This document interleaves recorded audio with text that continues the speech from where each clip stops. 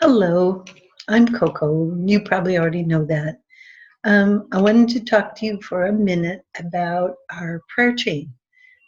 Sometimes when we're not together and we don't see things on paper, we forget stuff that's available to us. And I wanted to remind you that the prayer chain is functioning. It's devoted to prayer. It's still manned by many, many people.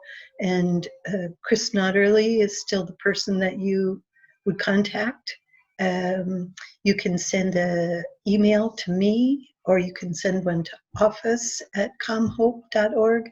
There's lots of ways that you could share that with us. And I thought I would share a story with you to try and encourage you to be in prayer and to be asking for prayer support. Uh, Years ago, when I had my counseling office in Milwaukie, Oregon, I met a lady who really taught me more about prayer and counseling than I learned in all my years of study. She was the mother of a family of five. She and her husband had struggled to parent their children. They often would come and work with me on different aspects of the struggle that they were going through. And then a tragedy happened in their lives. One of their children attempted suicide and was hospitalized and spent some very important time in wellness treatments following that suicide. And the mom and I spent a lot of time praying and preparing for this child to come home to the family. Um, and in that prayer time, we prayed for openness of heart. We prayed for being able to share the kind of grace that we've all received from Jesus.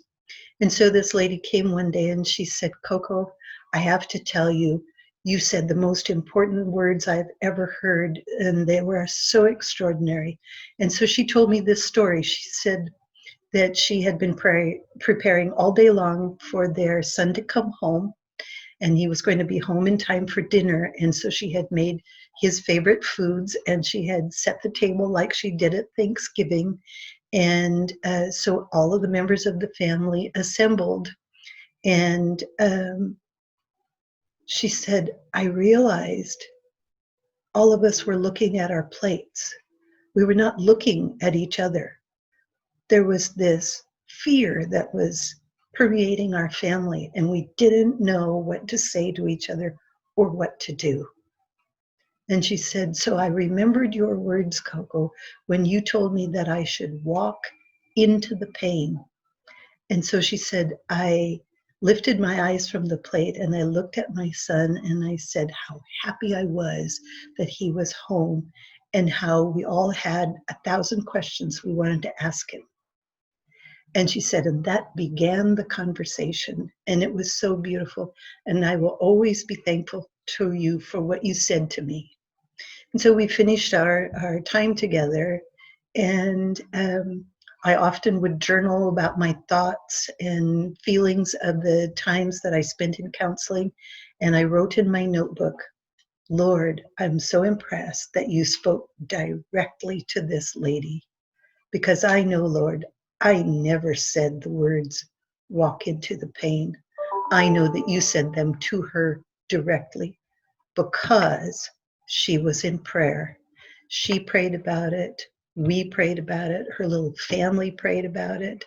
Everybody that knew their struggle prayed about it. And so that mother's ears were opened to hear something the Lord was telling her.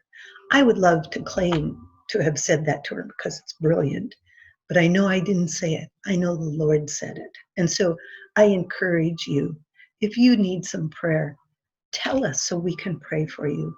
If you want to pray and be prayed about anonymously, we can do that too. But whatever you do, please consider, be faithful in prayer.